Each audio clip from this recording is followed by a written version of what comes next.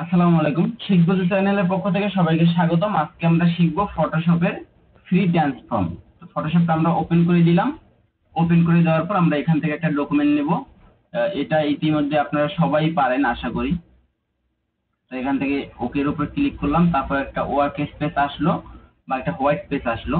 তারপর আমরা এখান থেকে দিস পিসি থেকে যে কোনো একটা ফাইল আমরা ওপেন করব। ধরেন আমরা এটাকে ওপেন করে নিচ্ছি। এটাকে ওপেন করে নিলাম। এটাকে ওপেন করে নেওয়ার পরে দেখেন এটা কিন্তু ট্যাব আকারে চলে আসছে, এটা কিন্তু উইন্ডো আকারে আসে নাই। তো যদি ট্যাব আকারে আসে তাহলে এটা কিভাবে আপনি এখান থেকে এই ট্যাবে নেবেন সেটা কিন্তু আমরা এর আগে দেখছিলাম। তারপর আমরা এখন আবার দেখবো, সেটা হচ্ছে এখান থেকে সর্বপ্রথম লেয়ারের যে লকটা সেটা খুলে নিতে হবে। তো লেয়ারের লকটা খোলার জন্য ডাবল ক্লিকের পর এখানে ওকে প্রেস করতে হবে, তাহলে এটা লকটা খুলে যাবে। তারপর হচ্ছে আপনি এখানে যে সর্বপ্রথম যে টুলটা সেটা হচ্ছে মুভ টুলটা ক্লিক করা থাকতে হবে। তো মুভ টুলটা ক্লিক করা থাকা অবস্থায় এটাকে এখান থেকে টেনে এটার ভিতরে এনে রেখে দিতে হবে। তো সেটা আমরা কিভাবে করব, এখান থেকে ধরলাম, ধরার পরে আমরা এখান যে ট্যাবটা আছে এটার উপরে রেখে দেবো। এটার উপরে রেখে দেওয়ার পর দেখেন আমাদের কিন্তু ওয়ার্ক স্পেসটা হোয়াইট হয়ে গেছে। তারপর আমরা হোয়াইটের উপর চলে এসে তারপর এখানে এরকম ভাবে ছেড়ে দেব। তো এরকম ভাবে ছেড়ে দেওয়ার পরে তো দেখেন এখানে ট্রান্সফর্মের যে এরিয়াটা সেটা কিন্তু শো করতেছে। তো আমরা এই টিক চিহ্নটা এখান থেকে উঠিয়ে দিচ্ছি। উঠিয়ে দেওয়ার পরে আমরা এটাকে এখানে নিয়ে আসলাম। এটাকে নিয়ে আসার জন্য দেখেন এখন যদি আমরা এটাকে ছোট বড় করতে চাই, তাহলে এখন কিন্তু এটাকে ছোট বড় করতে পারতেছি না। দেখেন আমরা চাচ্ছি যে এটাকে একটু ছোট করব। হ্যাঁ, এখন কিন্তু ছোট বড় করতে পারতেছি না। তো আপনি এই যে ছোট বড় করার জন্য যেটা করতে হয় সেটা হচ্ছে গিয়ে ট্রান্সফর্ম। তো এখানে যখন মুভ টুলটা ক্লিক করা থাকবে তখন দেখবেন যে শো ট্রান্সফর্ম কন্ট্রোল, এটা আপনি যদি টিক চিহ্ন দিয়ে রাখেন তাহলে কিন্তু আপনার এরকমের দাগ আকারে শো করবে বা সাইড থেকে এরকমের শো করবে, যার কারণে আপনি এখান থেকে ধরে আপনি এরকম ছোট বড় করতে পারবেন, এরকম ছোট বড় করতে পারবেন। তো ছোট বড় করে দেওয়ার পরে দেখেন আপনি যেই লেভেলে রাখতে চাচ্ছেন, যদি ধরেন আমরা এই লেভেলটাই রেখে দিতে চাচ্ছি, তাহলে আপনি কি করবেন, এখন যে এখানে যে টিক চিহ্নটা আছে এখানে টিক চিহ্নটার উপর ক্লিক করে দিবেন, তাহলে কিন্তু আপনার এখানে এটি সিলেক্ট হয়ে যাবে। আর যদি আপনি এখান থেকে যে শো ট্রান্সফর্ম কন্ট্রোল এটা যদি আপনি উঠিয়ে দেন, তাহলে এটার উপর ক্লিক করলে কিন্তু আপনি ফার্স্ট থেকে যে এরিয়াটা সেই এরিয়াটা কিন্তু আসবে না বা এখান থেকে কিন্তু আপনি ছোট বড় করতে পারবেন না। তাহলে আপনি কিভাবে ছোট বড় করবেন, সেটার জন্য আপনি কি করবেন, আপনি কিবোর্ড থেকে কন্ট্রোল টি প্রেস করবেন। তো কন্ট্রোল টি তে হচ্ছে ট্রান্সফর্ম। তো আপনি যখন কন্ট্রোল টি প্রেস করবেন তখন কিন্তু আপনার এই যে দেখেন এটা কিন্তু ট্রান্সফর্ম হয়ে গেল। আমরা আপনাদেরকে আবার দেখাচ্ছি, এখান থেকে এটাকে কেটে দিলাম। কেটে দিয়ে দেওয়ার পর কন্ট্রোল টি, এই যে যখন আপনি কন্ট্রোল টি প্রেস করবেন তখন কিন্তু আপনি এটা অটোমেটিক না, এটা আপনি তো ম্যানুয়ালি করলেন। তো তখন কিন্তু আপনি এটাকে আপনি চাইলে ছোট বড় করতে পারবেন বা ট্রান্সফর্মের যে আইকন গুলা সেগুলো কিন্তু এখানে শো করতেছে। তো এটাকে এখন কিন্তু আপনি চাইলে ছোট করতে পারবেন, বড় করতে পারবেন।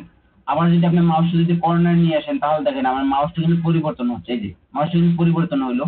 এই অবস্থা যদি আপনার ক্লিক করে যদি এরকম ভাবে রোটেট করতে থাকেন বা ঘুরিয়ে থাকেন তাহলে কিন্তু আপনি এটাকে রোটেটও করতে পারবেন।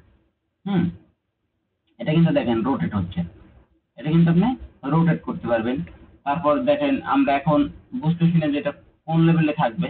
হ্যাঁ, এরকম থাকবে না এরকম থাকবে, এরকম থাকবে, বুঝতেছি না। তখন আপনি কি করবেন, এখান থেকে যে ক্রস যে চিহ্নটা আছে আপনি এখানে ক্লিক করে দিতে পারেন বা ক্যান্সেল যে ট্রান্সফর্ম এটাকে যদি ক্লিক করেন তাহলে আগে যেরকম ছিল সেরকম ভাবে চলে যাবে।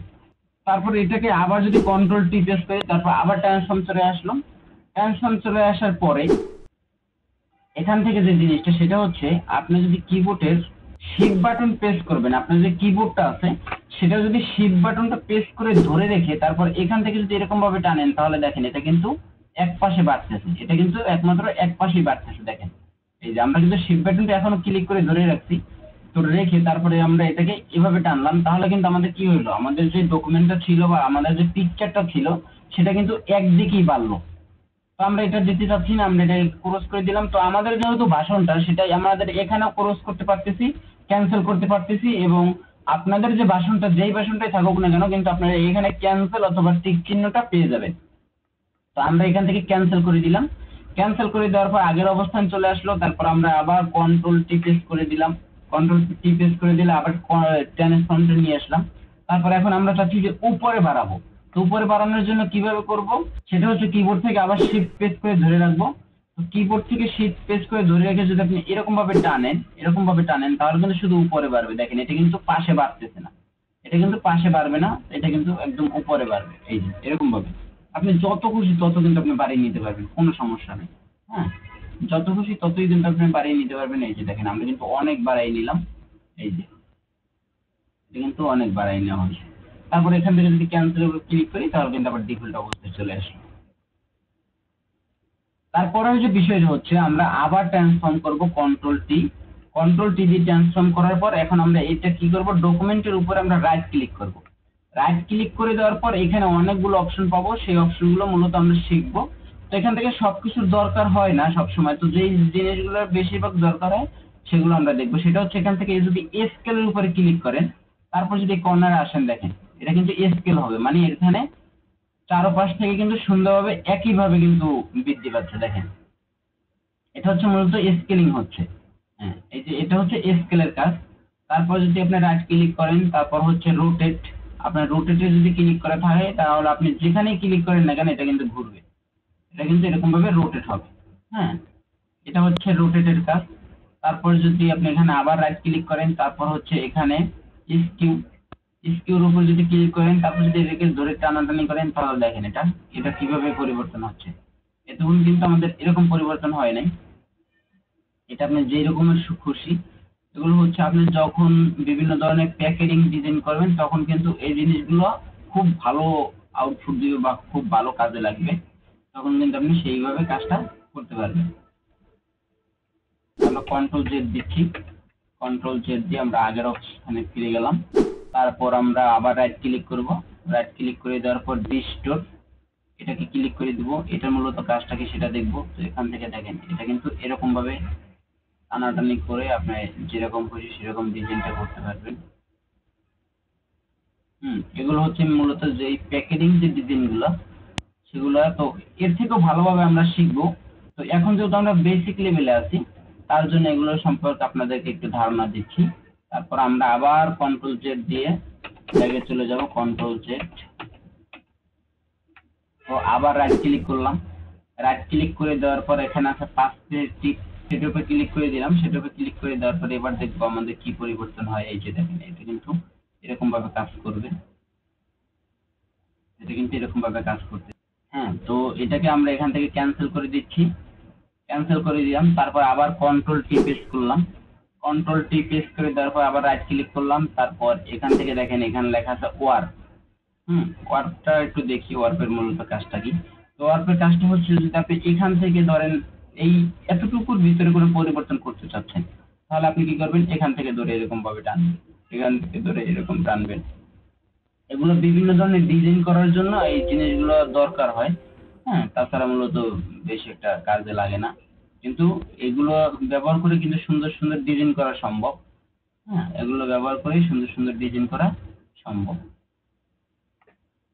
তাই অবশ্যই এই সিস্টেম গুলো আপনার জানা থাকতেই হবে।